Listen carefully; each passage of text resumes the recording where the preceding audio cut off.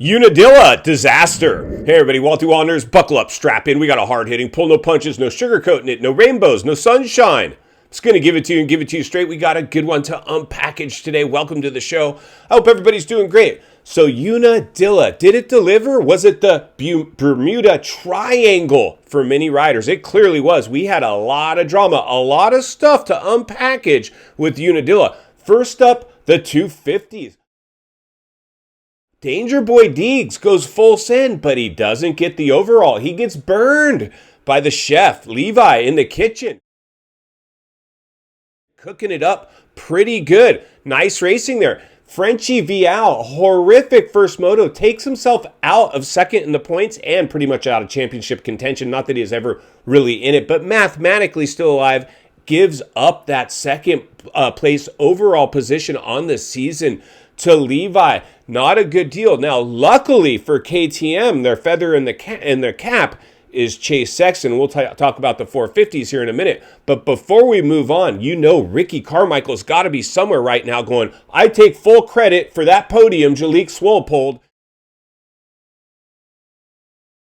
I take full credit for this, Walty, even though I wasn't there. You know what's up. I'm Ricky Carmichael, the GOAT. On the Triumph. Triumph gets its first podium. Listen, with the amount of hype that it came in with the amount of backing they got from Ricky, I mean, these guys needed to do this, really. Now, Savatgy had a horrible day. I don't know what Savatgy's future is. I think Savatgy's probably a better rider than Swoll. Unfortunately, Savatgy just cannot make that bike work. It might end up being an Evan Ferry exit from that team for Savatgy.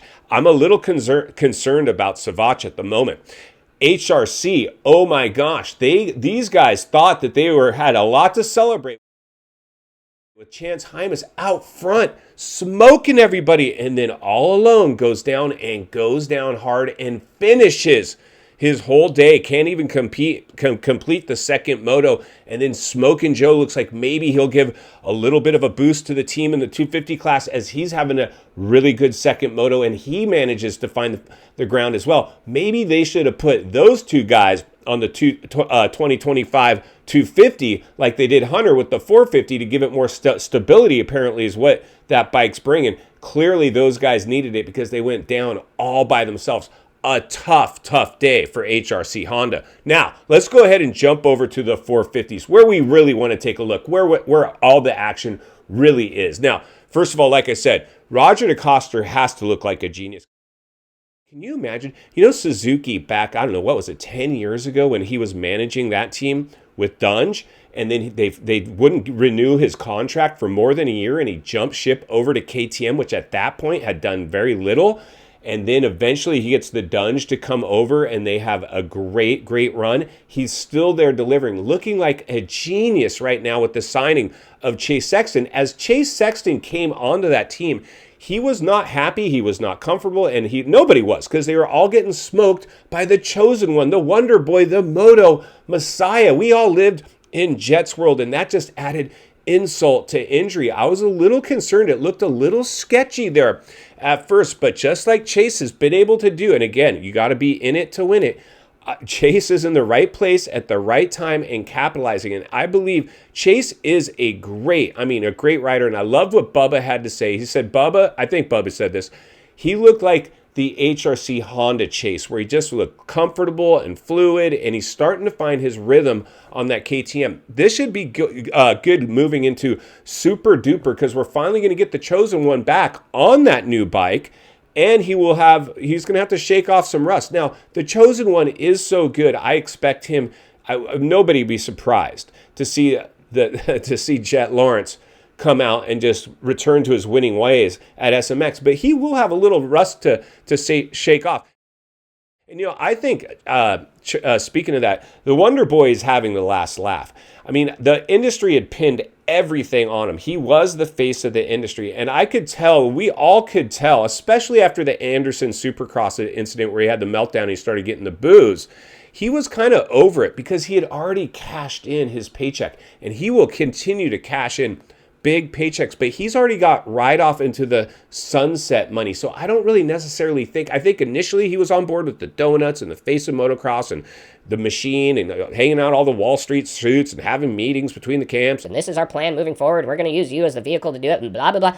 I think Jet now, he's like, whatever, dude. I'm over it. I'm doing my thing. Jet now is definitely not on board with being the bubblegum, the bubblegum version of the face of motocross that they wanted to create. I think we got some stuff moving forward with Jet and the industry. So industry, buckle up and strap in, because your chosen one might not be as on board as he once was.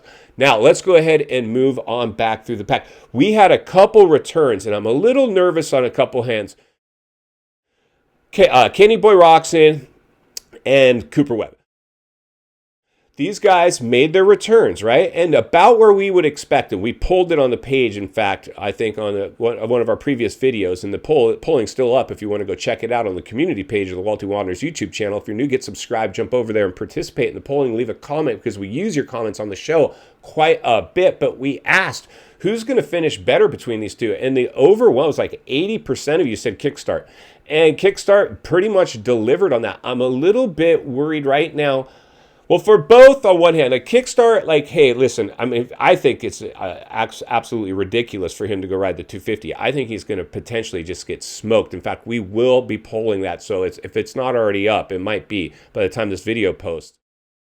Jump over and participate in that polling, because I think it deserves a show. I think he's an idiot to go ride. I shouldn't say that, because he's clearly smart guy. Apologies, Kenny Boy. You're not an idiot. You're a genius. But the reality is, I don't know if you're doing yourself any favors by riding the 250. You could go out there and get extremely embarrassed, because you clearly did not have the fitness to ride that 450 for a full moto. I mean, you started strong, you had the start, and you just couldn't make it happen. But I'm more concerned about Cooper Webb. Cooper Webb went down to that second moto holding his arm. And at the time of this video, I don't know what the injury is. We might already know. I don't know. Most of the time, you don't get much out of those camps. If it's hurt, they're not telling you. They're keeping everything under lock and under wraps.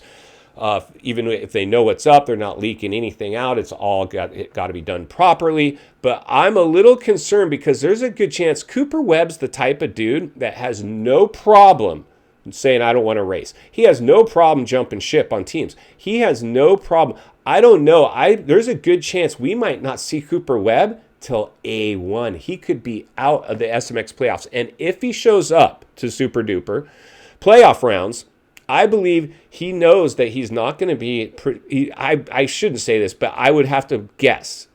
He's coming off the thumb injury. I don't know if it's a re-aggravated thumb or a new injury, and how banged up he is. If he actually makes it back to even any more of the outdoors, or even SMX or Super Duper itself, how much invested? I think he would show up more for the payday. He gets paid more if he's racing. So he could go in there and just mail it in for a top 10 and probably do it for the money. But Cooper Webb's the type of guy, I don't know if he necessarily needs the money, but he's probably the type of guy that doesn't want to leave a dollar on the table. But there's a big question mark with Cooper Webb right now. That was gnarly. Now, let's move it on to Frenchie. Oh, Walty, don't blow the lid off it. Dylan Ferrandis, another, just Cinderella story. Just got robbed, Frenchie. I mean, Frenchie, you had that thing, and you got beat by Hunter Lawrence, who supposedly, I guess, you're friends with. And you ride their track. You ride with the guys. Hunter Lawrence could have hooked you up. I mean, I don't know if you think we'll be pulling this too. Is Frenchie still friends with Hunter? I mean, it's going to be a lot harder for Hunter or Frenchie to look at Hunter in the same way, because regardless, it's just that was going to be a huge moment. Phoenix Racing Honda had to be so bummed. They were so stoked. A lap away from a podium for the team, a podium for Dylan. It would have been massive. Now, Frenchie, listen up, bro. Listen up, bro. You've got a couple more rounds to go in the outdoors. You might be able to get a podium. But this was Unadilla, where apparently, you agree with this track. And so these other tracks, I don't know. This was probably your opportunity. That was heartbreaking for sure. Last but not least, there's a lot of stories we could go through.